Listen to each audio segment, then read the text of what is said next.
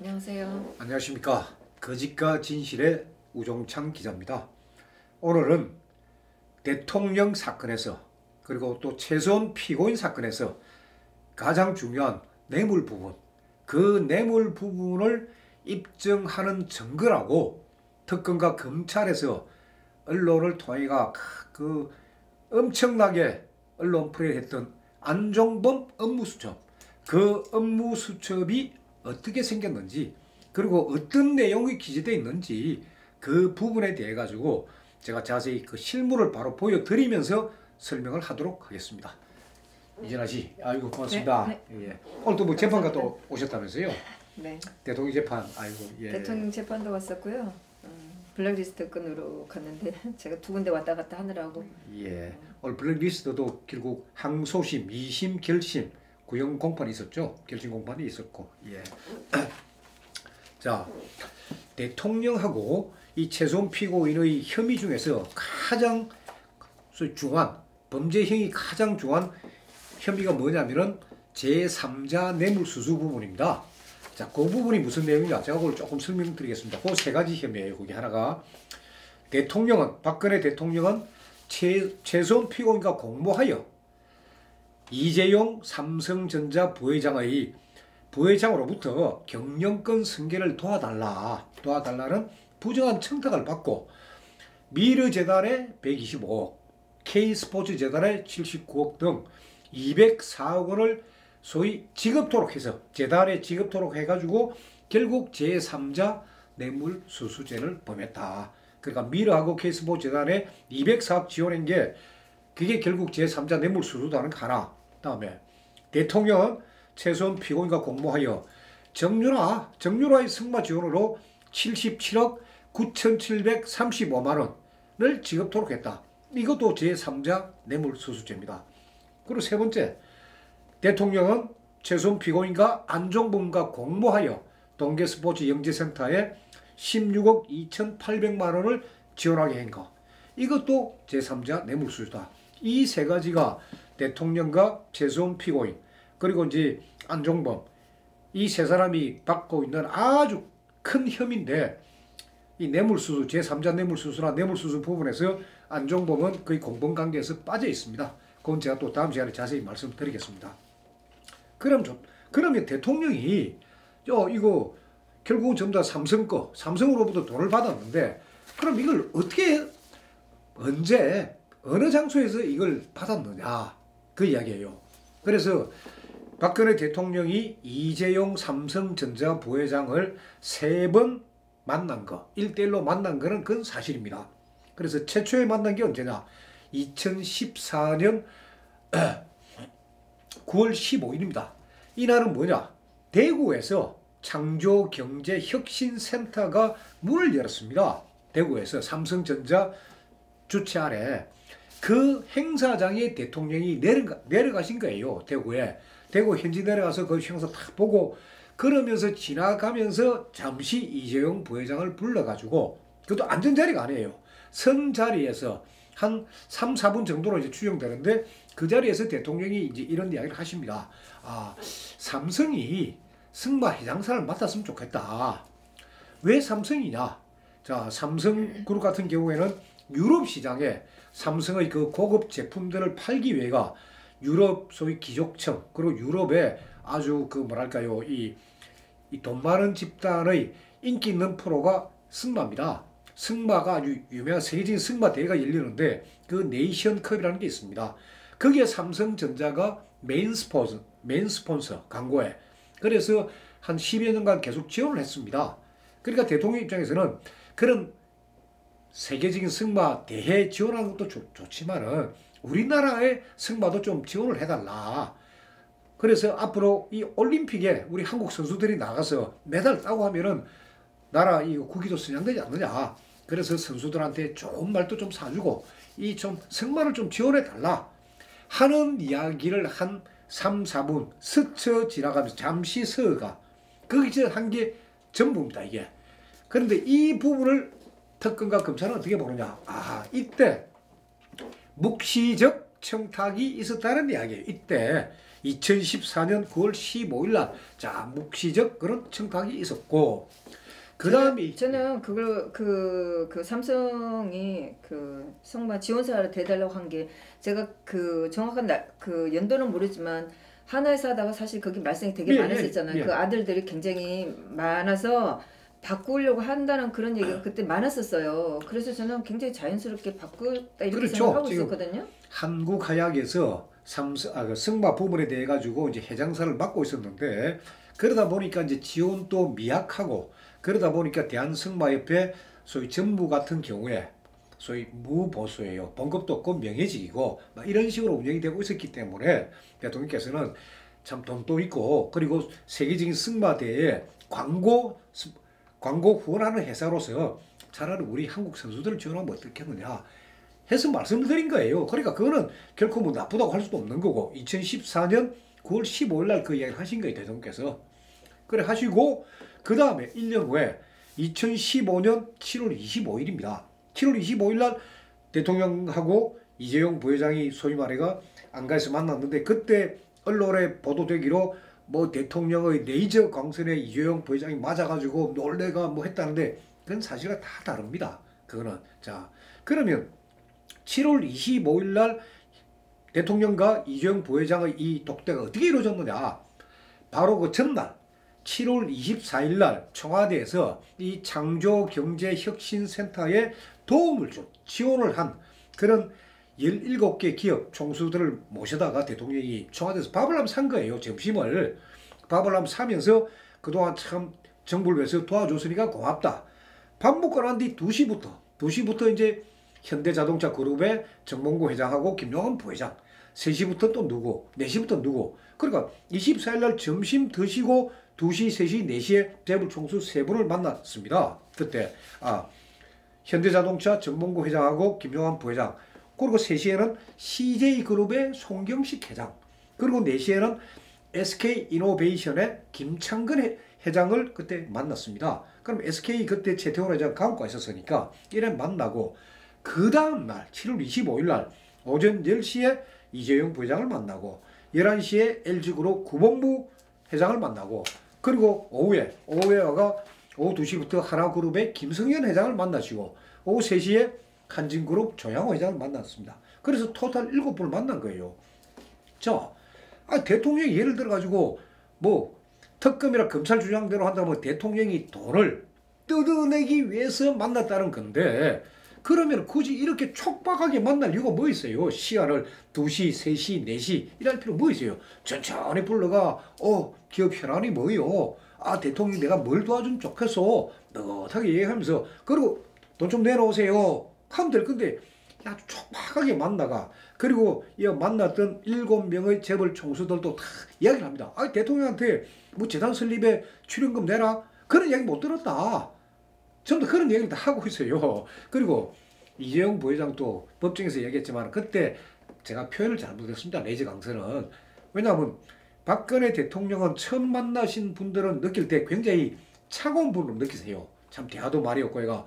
그래가지고 이재용 부회장은 깜짝 놀래가 그걸 레이저로 표현했는데 그건 아주 내가 잘못한 표현이다 라는 그런 이야기를 하셨는데 그리고 또 아니 대통령께서 이재용 부회장한테 정유라 좀 지원해주라 승마 좀 지원해주라 하는 판에 왜 레이저를 쏘겠습니까? 그냥 웃음을 띠면서 부드럽게 얘기해 돈을 받아내야죠.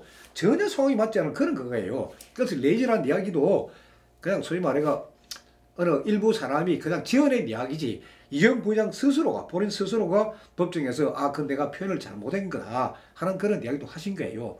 근데 어쨌거나 2015년 7월 25일 날 이재용 부회장하고 그 자리에서 이제 정유라 뭐 승마 지원이 있었다 하는 게 이제 특검과 검찰의 주장이고. 근데 대체로 대통령 성격은 누구 개인이나 어떤 거를 이렇게 콕 집어서 하는 성격은 아니라고 제가 멀리서 봐도 충분히 느낄 수 있거든요. 저도 그런 그 중견 기업들 회장님들 그러니까 나이 한 80 넘으신 분도 제가 만나서 들어보니까 박근혜 대통령을 자기가 만나고 해봤지만은 절대 누구한테 상대방한테 부담을 주는 그런 부탁을 하지 않더라 그런 얘기도 합니다. 자, 그리고 이제 2016년 2월 15일 날 다시 대통령이 이재용 부장을 또 만납니다. 이때는 만난 게 뭐냐 목적이 하나예요. 대통령께서 JTBC에 대한 그 불만이에요. 왜 JTBC가 이 박근혜 정부를 이렇게 나쁘게 보도하느냐고 그 불만을 털어놓으신 자리예요. 그것도 아니 그런 자리에 어떻게 돈 내놔라 얘기를 하겠습니까? 요 세 가지인데 사실은 그럼, 뭐 저는 그런 거 뭐 언론도 잘 안 보고 있어서 몰랐는데 재판 과정에서 그런 게 나왔었어요. 그래서 예. 평소에도 JTBC가 대통령을 굉장히 괴롭혔다는 걸 알고 정말 예. 놀랐어요. 그래서 이제 특검하고 검찰 해석은 뭐냐? 2014년 9월 15일 날 대구에서 만났을 때 묵시적 청탁을 하고 2015년 7월 25일 날 그리고 2016년 2월 15일 날 만났을 때 명시적 청탁을 했다. 이게 이제 그 사람들 주장입니다. 그러면서 이제 그 근거가 뭐냐? 안종범 업무수첩이라는 거예요. 좋습니다. 그러면 안종범 업무수첩이 어떻게 생겼고 어떤 내용이 적혀 있는지 제가 한번 보여드리겠습니다. 자, 이것이 안종범 업무수첩에 대한 검찰 기록입니다. 이 양 한번 보십시오. 엄청난 양입니다. 근데 이것도 제가 볼 때는 아직 다는 아니에요. 이것도 다는 아닌데 그러니까 안종범 업무수첩이 제가 지난번 시간에도 말씀드렸지만은 특검의 김건훈 보좌관, 안종범의 김건훈 보좌관이 제출한 39건 그게 소위 말해 2400페이지라고 제가 지난번 시간에 말씀드렸습니다. 이거 한 400페이지밖에 안 돼요. 그럼 2400페이지는 지금 없는 겁니다. 법원에 제출 안 돼 있는 거예요. 자, 그럼 이제 제출돼 있는 것만 갖다 놓고 제가 이야기 좀 하겠습니다. 자, 보세요. 요 왼쪽에 있는 거 카메라 보이십니까? 자, 이 왼쪽에 있는 게 뭐냐?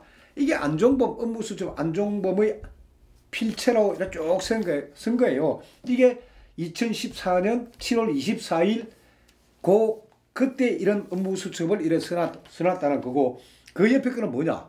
검찰이 이 안 보이는 글씨를 해석한 거예요. 해석을 쫙 해놨습니다. 제가 한번 읽어드리죠. 보십시오. 2015년 7월 24일 VIP 그거예요. 1. 제1기에 스포츠 담당 김재열 사장, 메달리스트 황성수, 빙상협회 후원 필요. 자, 보세요. 특검이 또 그동안에 일부 언론에 보세요. 안종범 업무수첩은 완전 사초다. 역사적 기록이다. 아주 자세하게 적혀있다. 이 보십시오. 이거는 거의 흐릿해서 안 읽어지는데 검찰이 딱 해석인 거 딱 보십시오. 보면 또 그거예요. 스포츠 담당 김재열 사장 명사 나열이에요. 이거는 전부 다. 그 뒤에 한진 대한항공 기업 참여 그 다음에 프랑크푸르트 지점장 고창수 3년 연임 이런 내용들이에요. 승마협회 이런 내용들 이게 7월 24일 날 이게 업무수첩 내용입니다. 자, 이게 뭐냐? 7월 25일 날 안종범 업무수첩 내용이에요. 자, 보십시오. 이거 읽어보겠습니까? 이 눈에 확 들어옵니까? 이게 써놨고 거기에 이제 검찰이 이 설명을 달아줬어요. 삼성, 제1기획 스포츠 담당, 김재열 사장 화살표, 빙상협회 후원, 메달리스트 지원. 이래 빙상협회 영재센터, 빙상협회 이쪽 지원하라고 이게 지시했다는 내용이에요. 그 다음에 승마협회 이영국 부회장, 권호택 총무이사, 김재열 직계 전무로 교체. 딱 이런 내용들이에요. 다른 내용들도 아니고. 자, 여기 이제 안종범 업무수첩 중에 한 부분입니다. 자, 보십시오. 2016년 7월 4일 날 7416 그리고 7, 20, 16이에요. 2016년 7월 14일 그냥 7월 4일부터 7월 26일 사이에 이 기록했다는 업무수첩 이게 표지입니다. 자, 제일 밑에 보세요. 6816이라는 이건 뭐냐? 검찰의 수사 기록 표시예요. 이거는 이제 증거들이 빠지면 안 되니까 딱 써놓은 거예요. 자, 이거 한번 보십시오.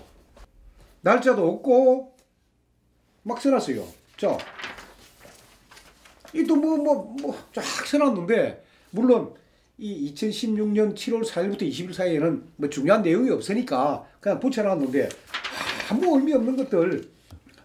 VIP 2015년 7월 26일 이래난 거예요. 아까 7월 24일, 25일, 26일 이런 내용들이에요. 자, 그리고 이거 한번 봅시다. 자, 2015년 11월 9일, 2015년 11월 8일 이 날짜가 나옵니다. 자, 문서번호 얼마입니까? 1647이에요. 자, 그 다음 보세요. 그 다음이 16473입니다. 그 다음 그거예요. 근데 11월 28일이에요. 날짜가 확 떼어버립니다. 그리고 11월 27일입니다. 날짜가. 1년 번호는 똑같이 이렇게 1647이 해가 나오는데 이거는 11월 8일이고 11월 8일 그 다음에 바로 11월 27일로 넘어갑니다. 이게 1년 번호 그대로인데 그 다음에 또 날짜도 없어요. 이게 이게 무슨 이게 업무 수첩이고 이게 무슨 증거 능력이 있겠다고 보겠습니까? 자, 이 업무 수첩 또 보세요. 이거는 뭐 4, 5, 6 해가 날짜가 쫙 있는 다이어리예요. 이거는 또 아까는 그냥 수첩식으로 쫙쫙 기록되어 있는데 이렇고 이 업무 수첩은 계속 이 날짜가 있는 이런 또 업무 수첩이에요. 이게 자, 이거 보십시오. 2016년 2월 21일에서 2016년 3월 7일까지 업무 수첩이에요. 자, 번호가 쭉 적혀 있습니다. 그런데 탁 보면 한 페이지 적혀 있어요. 끝입니다. 아니, 한 달 동안 생긴 한 장밖에 없어요. 자, 이거 보세요. 2016년 3월 7일에서 3월 15일까지 딱 한 거예요. 이거 딱 보세요. 이것도 한 페이지밖에 없습니다. 한 페이지로 끝이에요. 자, 이것도 보세요. 2015년 10월 19일부터 2015년 11월 4일까지 업무 수첩. 이거 보세요. 한 페이지, 두 페이지 끝입니다. 이게 업무 수첩입니다. 아까 제가 7월 25일 박근혜 대통령과 이재용이 만난 그 업무 수첩 내용을 보여드렸는데 또 다른 내용이 똑같은 게 있습니다. 7월 25일 날 해가지고 같은 날짜의 내용이 자, 여기 보면 7월 25일 VIP가 삼성, 승마협, 재단, 문화체육, 뭐 경북센터, 신경 아까하고 또 내용 다른 거예요. 왜 같은 날 같은 대통령께서 이재용 부회장을 만나게 한 이야기인데 저쪽 업무 수첩에는 저런 내용, 이쪽 업무 수첩에는 또 이런 내용. 이게 업무 수첩이에요. 이게. 자, 아까 업무 수첩이 검찰 소위 수사 기록의 왼쪽에 조금 오른쪽에는 검찰 나름의 해석을 붙인 그런 구조로 되어 있어 가지고 제가 좀 이걸 확대를 했습니다. 자, 보세요. 이게 좀 확대를 하니까 조금 보실 거예요. 자, 이런 업무 수첩도 있고 이런 것도 있습니다. 시커먼 거. 이게 완벽하게 복사를 했다는 게 자, 이런 것도 있어요. 이건 제가 복사한 게 아니고 검찰에서 복사를 내가 변호인한테 넘겨준 겁니다. 이런 것도 있어요. 거의 뭐 무슨 내용인지 제 머리로 도저히 이해할 수 없는. 자, 그러다가 물론 자, 뒤로 가면은 깨끗하게 된 것도 제가 보여드릴게요. 이거 깨끗하게 된 게 있습니다. 자, 날짜도 없고 이렇게 깨끗하게 업무 수첩 보세요. 자, 이거 보세요. 사람 이름이에요. 사람 이름, 직책 이런 것들이에요. 뭘 한다든지 누구 몇 시에 누굴 만나고 뭐 했다든지 이런 내용들이 아니고 사람 이름, 직책, 소위 단어, 명사 이것만 나열한 거예요. 안종범 업무 수첩이라는 게 이거를 결국 해석하는 사람이 어떻게 받아들이냐에 따라가 내용은 충분히 변할 수 있는 그런 것들입니다.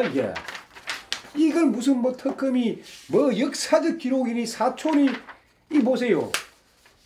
이게 진짜 역사적 기록입니까 이게?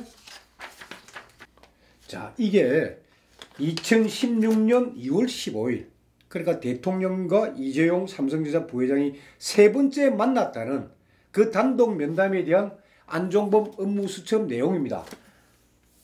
무슨 말인지 못 알아봅니다. 자, 옆에 검찰이 아주 친절하게 해석을 해놨습니다. SS. SS는 뭐냐? 제일 해석을 자, SS 왼쪽에 있는 SS를 그대로. 그럼 SS는 뭐냐? 삼성의 약자입니다. 안종범 수석이 표현한 삼성의 약자. 그 밑에 뭐냐? 센터, 펀드, 모르겠다 두 글자. 고, 모르겠다. 명품화, 에콜, 빼랑디. 기후변화, ESS. 바이오 신산업, 금융지주회사 뭐. 자, 이런 명사를 붙여놨습니다. 이걸 했다는 건지 하겠다는 건지 과거에 그런 일이 있었다는 건지 이걸 어떻게 압니까? 이게 2016년 2월 15일 날 박근혜 대통령이 이재용 부회장하고 만나가 동계스포츠 영재센터에 돈 지원해달라 하는 요청했다는 그 내용들이 적혀있는 게 이런 업무 수첩 내용이에요.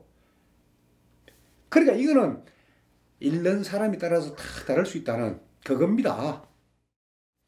그 다음에 제가 말씀드릴 것은 지난번 시간에 제가 말씀드렸지만은 그동안 이 재판하면서 재판부에서 아니 대통령하고 이재용 삼성전자 부회장이 만난 거는 좋다 인정하겠다. 그리고 그 만나가지고 또 무슨 이야기를 했는지 그 부분에 대해서는 대통령의 진술조서가 있고 또 이재용 부회장의 진술조서가 있으니까 뭐 그거로 보면 대충 알겠는데 아니 문제는 재판부가 궁금해하는 거는 그렇다면은 대통령하고 최소한 피고인이 소위 뇌물수수 관련해가 어떻게 공모했느냐 공모의 증거를 좀 제출해 달라. 그러니까 검찰이 자신 있게 수사를 했다면 그 자리에서 바로 예 증거는 이렇습니다. 증거 1, 증거 2, 증거 3, 증거 4 하면은 재판장도 아하 검사들이 상당히 이 내용을 정확하게 알고 있구나. 아 진짜 수사 잘했다 이런 생각이 들 건데 검사들이 우물쭈물하면서 결국 저희들이 의견서로 제출하겠습니다. 그래 됐다는 말씀 제가 드렸죠. 자, 그 의견서가 드디어 제가 입수를 했습니다. 이거 뭐 대충만 보시죠. 특별검사 의견서인데 날짜만 보세요. 2017년 12월 14일입니다. 12월 14일이 무슨 날입니까? 소위 최소한 피고인에게 징역 25년을 구형을 한 결심 공판 날입니다. 결심 공판이 뭡니까? 소위 이제 재판 다 끝난 거예요. 이제 다 끝나가 소위 검찰이 마지막 구형하고 그리고 변호인이 최후 변론을 하고 피고인이 스스로 최후 진술을 하는 바로 그날 대통령하고 최소한 피고인이 소위 뇌물수수를 공모했다는 그 증거 그 의견서를 이 12월 14일 날 제출한 겁니다. 이게 그것도 보세요. 얼마나 두꺼운 400페이지입니다. 이걸 재판이 다 끝난 마당에 재판부 보고 읽으라고 말입니다. 이런 의견서 제출하는 그러면 검사들이 그동안 뭐 했습니까? 특검은 뭐 했어요 그동안에? 차고 넘친다는 증거가 이제 나타났는데 이 보니까 한 400페이지나 되고 물론 저도 이거 보면서 완전히 막 상당히 놀랐습니다. 이걸 보면서 야, 이 중에서 한 200페이지 정도는 이제 검찰 나름대로의 의견서 뭐 갖다 붙인 거고 나머지 200페이지는 뭐냐? 참고 자료예요. 참고 자료를 붙였는데 자 검찰 의견서를 제가 한번 읽어보면서 특검의 의견서입니다. 특검 의견서를 읽어보면서 제가 조금 소개를 해드릴게요. 소위 제3자 뇌물수수죄가 성립하려면은 공무원이 직무에 관련하여 부정한 청탁을 받고 그리고 제3자에게 뇌물을 공여하게 하는 경우에 제3자 뇌물수수죄가 성립됩니다. 이때 반드시 구성요건이 뭐냐? 부정한 청탁이 있어야 됩니다. 그래서 이 특별검사 의견서에 보면 부정한 청탁의 의미가 무엇이다. 방법이 뭐다. 부정한 청탁의 판단 기준이 뭐다. 이런 걸 한참을 설명한 거야. 앞부분에. 법정에서 단어 설명해주고 있었어요. 아니 대통령과 최소한 피고인이 자 공무원 증거만 하면 되지. 이거 한참 설명해줘. 그 다음 또 뭐냐. 제3자 뇌물수수와 관련된 판례들. 자 오산시장 사건, 공정거래위원장 사건, 해군 참모총장 사건, 제주지사 사건, 검사장, 진경준 검사장입니다. 검사장 사건, 산업은행장 사건. 아니 사건하고 그 판례를 또 한참을 갖다 붙인 거예요. 그러면서 이제 조금 뒤에 가가 그러면 이재용 부회장의 그럼 부정한 청탁, 이재용 부회장이 뭘 청탁했느냐? 그럼 뭘 그걸 했느냐? 그래서 이걸 제가 한번 좀 열어가지고 한번 보여드릴게요. 이게 얼마나 여기 보면은 관련 자료가 막 붙어 있어요. 자, 이게 뭐냐?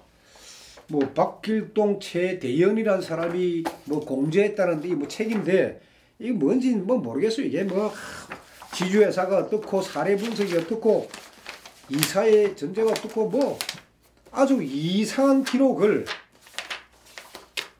아니 솔직히 말해서 결심대가 됐는데 이런 자료를 넘기면 변호사는 뭐 어떡하라고요? 변호사는 어떻게 하면 재판부는 어떻게 합니까? 재판부는 자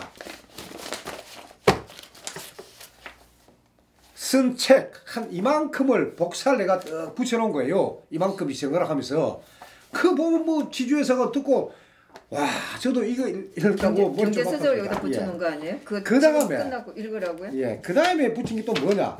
기가 막힙니다. 이건희의 삼성, 이재용의 삼성이에요. 이게 뭐냐? 누가 쓴 책입니다. 이거는 이 책을 이만큼 갖다 붙인 거예요. 그럼 이 책은 뭐냐? 이재용 부회장의 경영 선계는 1990년부터 시작되었다는 어느 사람의 견해, 책으로 나타낸 거. 이게 증거예요. 지금 재판장이 보면서 저 지금 무슨 얘기인지 하나도 못 알아들었었어요. 그 다음은 뭐냐, 이만큼. 신문기사입니다. 신문기사를 갖다 붙여놓은 거예요, 이거에. 그러면서, 자, 이재용 부장은 소위 그 이건희 회장이 1990년대 중반부터 이재용 부회장 승계 작업, 그걸 시작했다. 아까 그 책 내용.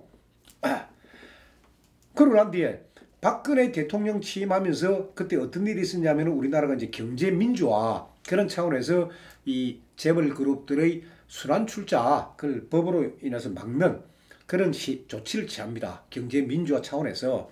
그런데 그래 되니까 삼성에서 야 이거 신규 순환 출자가 막 금지되니까 나름대로 그러니까 경영권 승계 위기를 느끼게 되었다는 거예요. 그러다가 2014년 5월 10일 날 이건희 회장께서 갑자기 건강 악화로 쓰러집니다. 그러니까 삼성은 완전히 비상 상황을 맞이하게 되었다. 그럼 삼성그룹의 현안을 쫙 써놓고 그 다음에 자 삼성 SDS와 제일모직 상장을 시도했다. 이건 물론 무산됐습니다. 시도 안 됐습니다. 그다음 삼성중공업과 삼성엔지니어링 합병이 되었고 그 다음에 삼성 테크원 등 그 4개 비핵심 계열사 그러니까 삼성에서 일종의 그 무기 방산 관계된 회사들은 전부 다 한국화에 다 매각을 합니다. 왜? 주력 기업은 살리고 비핵심 기업은 다 파는 덩치 가볍게 하는 그런 작업을 삼성이 합니다. 그거 한 거. 그 다음에 삼성물산과 제일모직의 합병. 다음에 외국 자본에 대한 경영권 방어 강화. 삼성생명의 금융지주회사 전환 추진. 이도 결국 무산돼서 안 했습니다. 이런 또 삼성의 역사를 참 이 설명을 합니다. 이게. 근데 그 당시에는 제가 기억하건데 기업들이 그런 합병과 그 정들을 많이 했던 때였어요. 예. 주력사 추진한다고. 세계적인 그게 경제 흐름이고 이런 건데 자, 이런 상황을 특검과 검찰은 뭐 어떻게 해석하느냐. 박근혜 대통령은 이재용 부회장과 그 독대한 시점에 그러니까 2014년 9월 15일 2015년 7월 25일, 2016년 1월 15일 이 세 독대한 시점에 삼성이 진행되고 있던 이런 개별 현안들에 대해서 알고 있었기 때문에 그래서 대통령께서는 뇌물을 요구하기로 결심했다는 거예요. 자, 대통령이 아니 삼성전자의 움직임이 많은 거 내부 현안이 뭐고 지금 삼성전자가 어떻게 돌아가고 삼성전자에 만든 그 소위 핸드폰이 어떻게 잘 팔리고 있는지 안 팔리고 있는지 아니 그 파악하는 게 뭐 죄입니까? 아니 그게 돈 뜯어내기 위해서 하는 겁니까? 그리고 그 기업들의 애로사항을 듣고 대통령께서 나름대로 그럼 이야기해 보세요. 정보 최대한 도와드리겠습니다 하는 거. 이 당연 그걸 뇌물수수로 보고 있는 거예요. 그러니까 기업의 합병과 분산은 기업이 자유롭게 할 수 있는 거고 당연히 그 기업에서 해야 되도 하는 건데 그걸 왜 대통령이 간섭하고 했다고 생각하는지 정말 그래서 이해가 안 이제 됐어요. 공모의 증거 딱 하면서 그때부터 이제 공모의 증거 딱 나옵니다. 검찰에 나옵니다. 자, 피고인 최소원이 박근혜 대통령에게 삼성그룹 이재용 부회장으로부터 자금 지원을 받아달라고 요청하여 박근혜 대통령이 이를 승낙하거나 또는 최소한 두 사람이 이 대통령하고 최소한 피고인이 해당 자금을 이재용 부회장으로부터 받아서 조달 또는 충당하자는 합의를 해서 박근혜 대통령이 이재용 부회장을 만난 자리에서 요구했다. 이게 특검 주장이에요. 공모의 증거라는 게. 그러면은 아니 돈을 요청한 근거가 뭐냐? 돈을 요청한 근거가 그래서 했더니 특검 주장하는 게 딱 근거 세 가지. 첫째, 이재용 부회장에게 있어서 박근혜 대통령은 직무 상대방이다. 아까 그 제3자 이 뇌물수수가 되려면은 일단 공무원이 부정한 청탁 그리고 공무원하고 직무 상대방이 돼야 되니까 이재용 부회장에게 있어서 박근혜 대통령은 직무 상대방이다. 그건 천하가 다 아는 사실이고, 두 번째, 이재용 부회장이 박근혜 대통령에게 도움을 받을 것이 많다는 사실. 아니, 대통령의 기업인이 대통령한테 부탁할 거 많다는 거, 그건 뭐 잘못된 거예요? 그것도 다 아는 이야기예요. 다음에 대통령의 요구이기 때문에 이재용 부회장은 들어줄 수밖에 없다는 사실을 최소한 피고인은 알고 있었다는 거예요. 참, 이거는 검찰 추정입니다.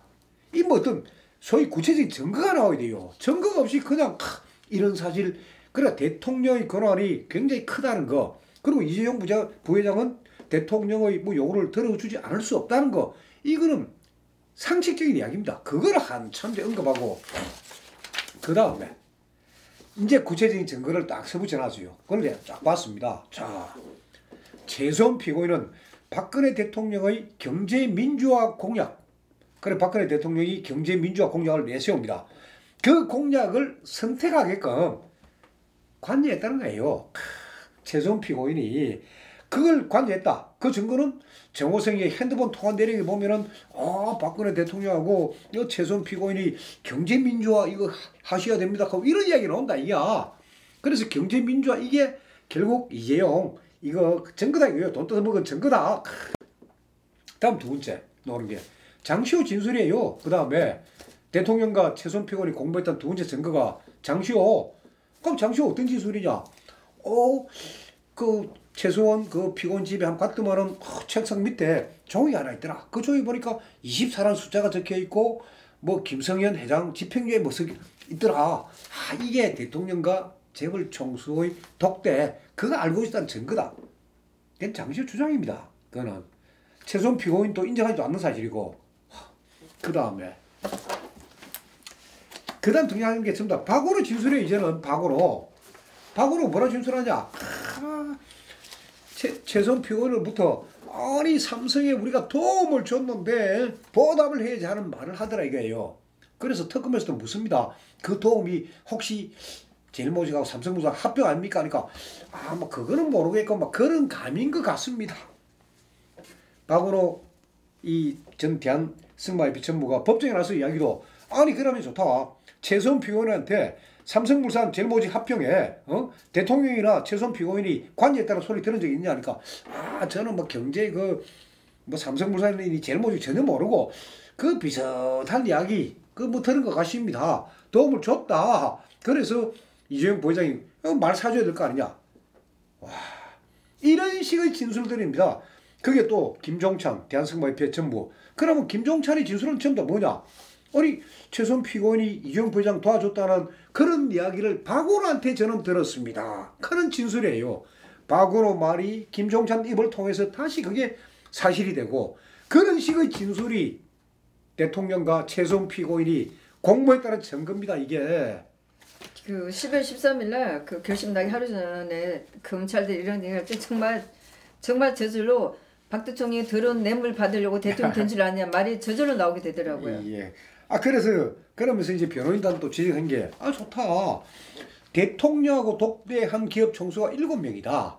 그런데 왜 나머지 재벌들에 대해서는 아무 소리도 안 하고 왜 이재용 부회장 삼성만 하느냐? 검찰 다 그거 아닙니까? 재벌 총수 불러서 조사를 다 했어요. 고범무 회장, 김성현 회장, 뭐 SK 최태원 회장 전부 다 불리가 조사 다 받았습니다. 근데 검찰 다음부터 딱 이 이야기예요. 수사가 제대로 되지 않아서 부정한 청탁의 존재 여부에 대한 입증이 부족하다. 그래서 그 6분은 뺐다. 이 사건은 이렇습니다. 안종범 법무수석 아까 보셨죠? 흐릿하게 서가 단어 써놓은 거 어떻게 해석하느냐에 따라가 검찰도 해석이 안 되는 부분은 공공으로 표시를 해놨습니다. 그거 입맛대로 해석하고, 그것도 지금 7월 15일 거는 그 대구 2014년 그거는 아예 대화록도 없습니다. 업무수도 없고 2015년 7월 25일 2016년 1월 달 그 부분만 있습니다. 그걸 어떻게 해석하느냐? 검찰이 해석하고, 그러면은 안종범 업무수첩에 제일 중요한 게 2014년 6월 2일 안종범 수석이 청와대 들어간 그때부터 2016년 10월 달까지 선거 39건짜리 그걸 내놔야 돼요. 그게 따져보면 1차 사료입니다. 그거하고 안종범 씨가 이 사건 터진 이후에 이 정된 거, 이 11건짜리고 딱 대조해봐야 돼요. 원본하고 1차 사료하고 2차 사료.